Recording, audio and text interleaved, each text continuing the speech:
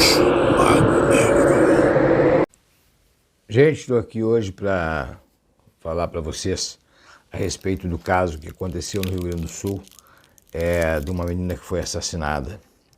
Eu já tinha colocado o assassinato aconteceu no final de semana, e no mesmo final de semana eu postei que não tinha nada a ver com religião, né? Não tinha nada, absolutamente nada. Mas, infelizmente, algumas pessoas mal informadas, pessoas que não têm capacidade de ler uma matéria, de ler uma notícia e tirar as suas conclusões,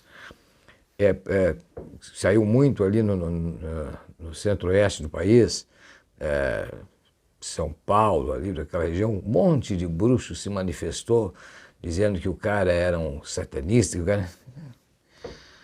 Cara, o cara até era satanista. Era mesmo, tá? Mas o caso não tinha nada a ver com religião. Ele já era procurado, ele usava tornozeleira, ele tinha passagens pela polícia, já tinha tiroteado com a polícia. Ele era um bandido, né? E as pessoas aproveitam quando acontece algo assim, e a pessoa é de religião, eles aproveitam para, principalmente se a pessoa usa o nome de bruxo, mago, alguma coisa assim, eles usam para fazer mídia, eles querem aparecer de qualquer jeito, eles não estão preocupados com a verdade, estão preocupados com views.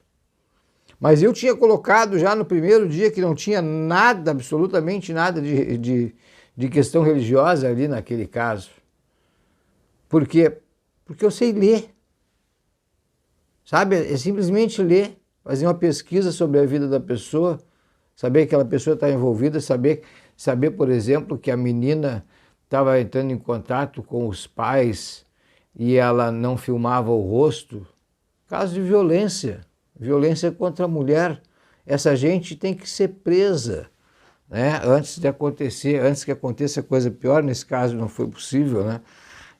Infelizmente a nossa justiça ainda é falha, às vezes as pessoas cometem essas atrocidades, mas como não há denúncia, termina acontecendo casos como esse. Mas eu fico revoltado porque as pessoas querem views de qualquer forma e aí começam a colocar que foi um caso de satanismo, de sacrifício, foi de ritual. Gente, coloquei no primeiro dia que não tinha nada a ver com isso. E depois eu não acompanhei mais o caso, porque eu já tinha visto que não tinha nada a ver com questão religiosa, aí realmente eu não acompanho mais.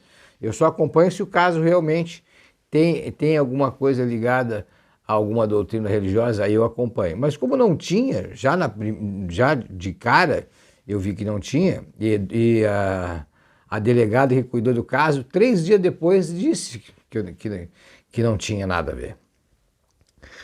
Mas lá para o norte do país tem aqueles bruxinhos de TikTok, fizeram um escarcéu, que não era possível acontecer isso, que estavam estragando o nome dos religiosos. Não tem nada a ver com religioso aquilo, meu querido. Procura te informar antes de tu começar a fazer vídeo aí para ganhar views. Eu sei que tu quer ganhar views, eu sei que tu depende disso para viver, de aparecer de alguma forma, que tu é novo, mas quando tu chegar a 56 anos, tu vai ver que tu não precisa disso. Tu precisa só de fazer um trabalho sério e trazer informações de formas corretas e não tendenciosas. Tu reclama que a igreja entrega um livro, no caso a Bíblia, que é extremamente tendencioso. O livro é tendencioso, a gente sabe que o livro é tendencioso. Mas como é que alguém se apresenta luciferiano sem a Bíblia? A não ser que seja, damos Luciferro, né? Só se for esse, damos Luciferro, só se é esse que tu cultua. Tá, mas esse não é o que as pessoas apresentam por aí. Não é essa a cultura. Aqui é claro, aqueles desenhos, isso eu concordo contigo, aqueles desenhos e aquelas imagens que se usam, nada tem a ver, nada tem a ver. Mas é só a gente ver, mas a gente tem que entender, e quando tu tiver mais idade, tu vai entender, tu vai parar de gritar e fazer esse escarcéu que tu faz. Quando tu crescer um pouco mais, não crescer, mas amadurecer, tu vai entender porque é que os africanistas até hoje eles usam uma figura europeia como Oxalá. Eles apresentam Jesus Cristo, eles mantêm o sincretismo, que não há necessidade, nós estamos no século XXI, não precisamos mais disso, os africanistas não precisam mais disso. Mas como faz parte da tradição, eles ainda mantêm. Tem que aprender a respeitar a tradição e respeitar a casa dos outros. Tem que aprender a respeitar isso. Agora há pouco tempo teve esse debate sobre o Beuzebu e o Bafomete. Gente, é tradição. É tradição, é sincretismo. Agora as pessoas ficam ofendidas. Ah, mas não é. Se é ou se não é, não interessa. Se a religiosa considera que pronto, acabou. É na casa dela, não é na de vocês. O que vocês têm que estar se metendo com isso? Façam nas suas casas o que vocês consideram certo e ela vai fazer na casa dela o que ela considera certo. É simples. Se cada um cuidasse do seu umbigo, não tinha essas brigas na internet, essas bobagens que estão dizendo por aí. Que nem o caso do assassinato, foi um assassinato, uma briga de casal, ou um feminicídio. Mas as pessoas já abriram a boca, porque como o cara era praticante de satanismo, e era, não sei se era bom ou se era ruim, no momento do mérito não conhecia, não sabia quem era, mas quando botaram a notícia ali que eu li um pedaço, eu digo, pelo amor de Deus, que não tem nada a ver com religião. Não tem nada a ver com religião. Nós devemos respeitar mais as pessoas, devemos respeitar mais a história das pessoas, a história das religiões, nós devemos estudar um pouco mais, antes de abrir a boca, sair dizendo um monte de bobagem, agredindo e ofendendo outras religiões. Não existe uma única religião, não existe uma única salvação. E eu sempre digo, rasguem a Bíblia então, querem rasgar a Bíblia, rasguem. Mas quando vocês rasgarem a Bíblia, a maioria dos deuses que vocês cultuam desaparece. Vai sobrar apenas uns poucos. Vai sobrar uns poucos. É a história do Salomão, vai para o pau, os adoradores de Goécia, se eles desacreditarem em Salomão, a Goécia também desaparece. E a Goécia foi escrita a Goécia não está na Bíblia, foi escrita muitos anos depois. Muitos anos depois. Mas a gente traz por tradição isso. Tradição deve ser respeitada, Por isso que se passa, esses dias alguém me perguntou, Bruxo, o catolicismo tem um livro, que é o livro Bíblia, os judeus têm um livro, o Islã tem um livro, que é onde passa toda a doutrina, como é que se deve seguir, como é que se deve fazer. Como é que os bruxos têm isso? Bom, existem muitos ramos da bruxaria, muitos. Então, não existe como determinar, olha, essa pessoa, ela segue assim, mas ela é do ritual tifoniano, esse aqui é do Telema, esse pessoal aqui é um pessoal gnóstico que está ligado